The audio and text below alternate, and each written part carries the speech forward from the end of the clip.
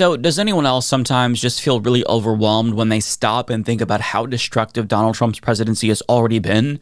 We're 7 months in, and the amount of pain and suffering that his policies have already caused cannot be overstated. His cuts to Medicaid in the big bullshit bill will result in more than 51,000 American deaths every single year. His cuts to USAID could cause up to 14 million unnecessary deaths in developing countries like Sudan, according to an analysis conducted by The Lancet. His complicity with tens of thousands of deaths in Gaza and his greenlighting of Israel's plan to reoccupy Gaza will cause even more profound pain and suffering for a population that's been through everything you can imagine. His HHS secretary's decision to pull $500 million in funding for mRNA vaccine research is going to cripple cutting-edge research that is putting us closer than ever to finding cures for various forms of cancers.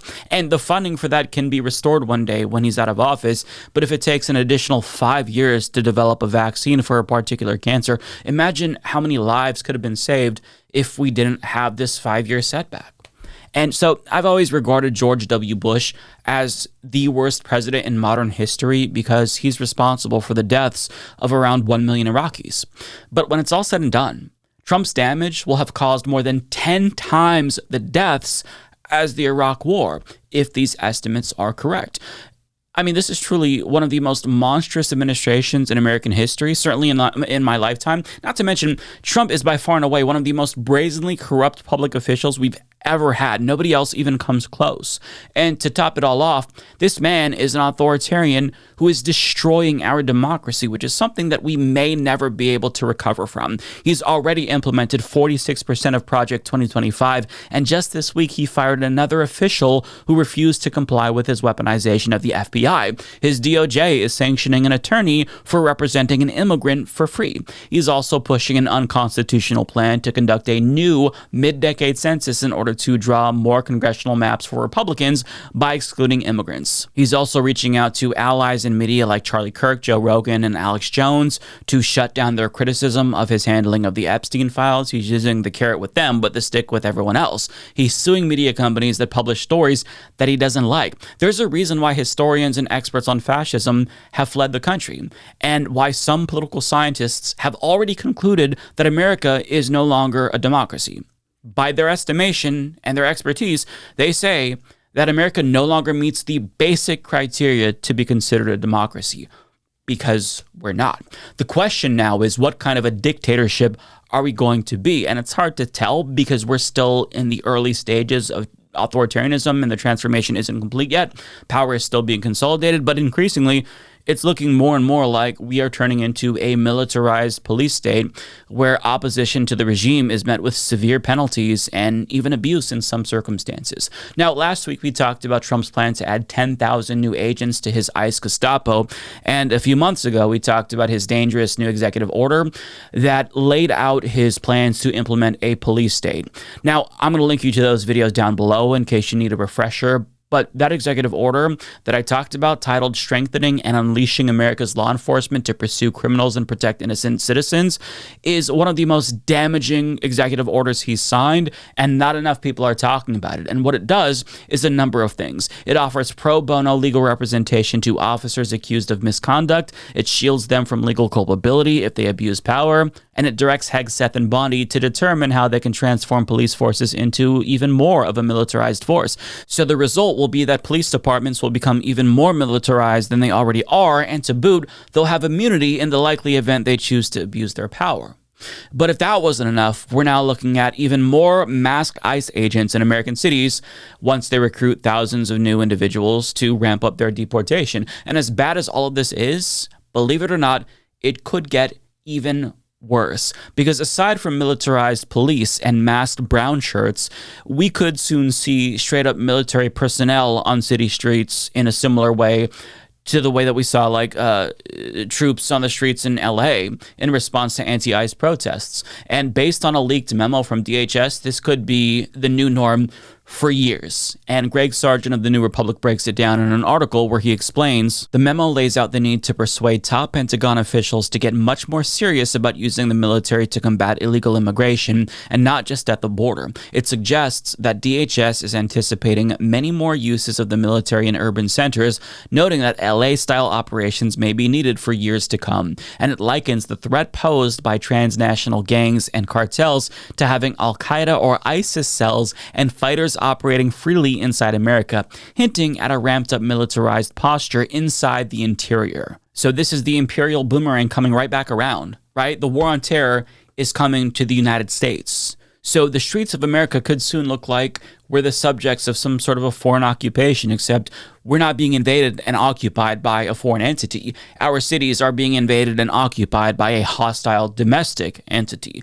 In other words, the military, in theory, which is supposed to protect us, has now been turned against us at the behest of an authoritarian madman who wants absolute power and absolute control. The goal here isn't just to keep us in line violently if necessary, it's to intimidate us so we never speak out of turn in the first place and create a climate of fear and paranoia.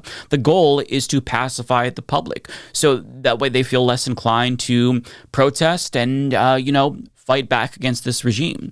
This is quintessential autocracy, and Greg Sargent of The New Republic speaks to multiple experts in this article about this memo, and unsurprisingly, they say that the implications of this are extremely chilling. Quote, "The memo is alarming because it speaks to the intent to use the military within the United States at a level not seen since Japanese internment," Kerry Lee, senior fellow at the German Marshall Fund, told me. "The military is the most powerful coercive tool our country has. We don't want the military doing law enforcement. It absolutely undermines the rule of law." Quote, "The conflation of a low-level threat like transnational criminal organizations with Al-Qaeda, which was actually attempting to topple the United States government, is a clear attempt to use excessive force for a purpose normally handled by civil authorities," Lindsay Cohn, an associate professor at the U.S. Naval War College, told me. Quote, "Normalizing routine military support to law enforcement could create a kind of domestic, quote, forever war, but one that is uniquely dangerous," the Brennan Center's Joseph Nunn told me. "As the founders well understood, a military that is turned inward is a threat to both democracy and individual liberty." So again, experts are warning us that what's to come is very, very dangerous. And we're just talking about one dimension of Trump's authoritarianism. For all intents and purposes, we're functionally living in a soft dictatorship, and all of the changes that Trump ushered in have been so profound that I don't think it's a stretch to now say that Trump is facilitating de facto regime change. And I don't use that term lightly. And I say that because the previous norms, the rule of law, the Constitution, and institutions that comprise the regime that we're all familiar with, those are gone. It's just the Constitution is no longer in effect. It doesn't constrict presidential power. The Supreme Court gave him immunity to not just get away with crimes, but they gave him a loophole to override the Constitution via executive orders. The law is basically what Trump says it is, and the penalties for violating his laws are determined by him or his cronies. The system that we've had for 249 years is over. In the 250th year, we have a completely different fucking system. Our country is governed unilaterally by Donald Trump, like it or not. And a lot of people are still in denial about this because it's hard to swallow this pill. Nobody wants to admit that democracy has fallen and their country is being destroyed, but that is indeed the reality that we find ourselves in. And I want to share a clip from Rachel Maddow, who did a really good job at putting things into perspective, because the way she says it, I think, helps people understand the gravity of the moment. We have a consolidating dictatorship in our country. And it sounds melodramatic to say it, I know, but just go with that for a minute, right? Think in melodramatic terms. Think in cinematic terms. Imagine the cartoon-level caricature of what you think a dictatorship looks like. In the cartoon caricature of an authoritarian state, there's secret police, there's prison camps, there's the scapegoated enemy on whom all things must be blamed and against whom all things are justified. Protests must be criminalized. Media must be intimidated into saying and doing what the leader wants, or they must be shut down, or both. Universities must be intimidated into saying and doing what the leader wants, or they must be shut down, or both. Law firms must be intimidated into not opposing him and saying and doing what he wants, or they must be shut down.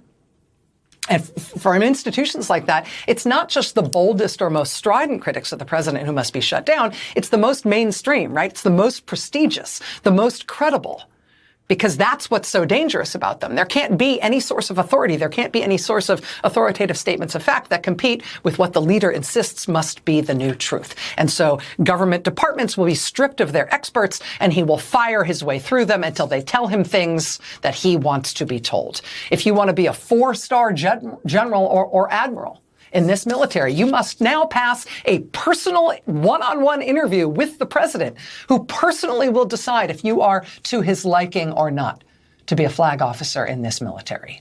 The intelligence agencies will say that his strike on Iran obliterated their nuclear program because he likes that word, obliterated, and he said it once. And therefore, because he said it, it must be true. And if you say otherwise, you will be fired. The Justice Department will say that the president won not just the last election, but he also won the one before that, the one he actually lost. And anybody who points out that Russia tried to help him win the one before that should be criminally charged for saying that, even though it's true.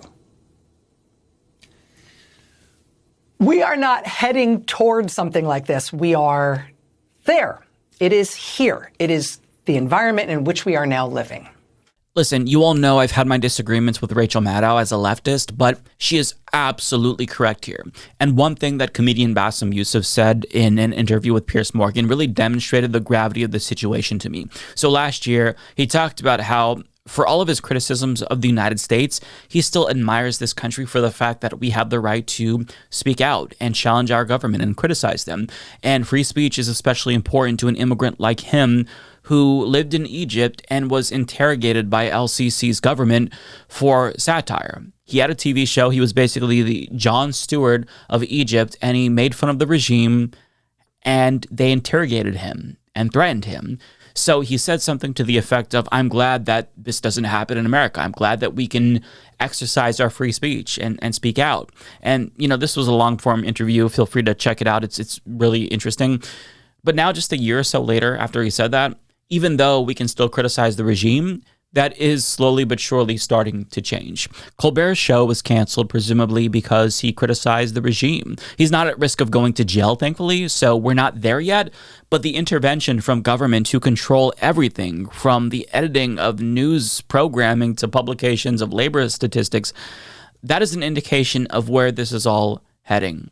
We've gone too far, and I have no doubt that future historians will characterize this as the era of American autocracy. Do yourself a favor and click the join button on YouTube to become a member. Because Mike's doing a great job. Getting to watch his videos before everyone else is tremendous. Many people are saying this. Join today, folks. You won't regret it.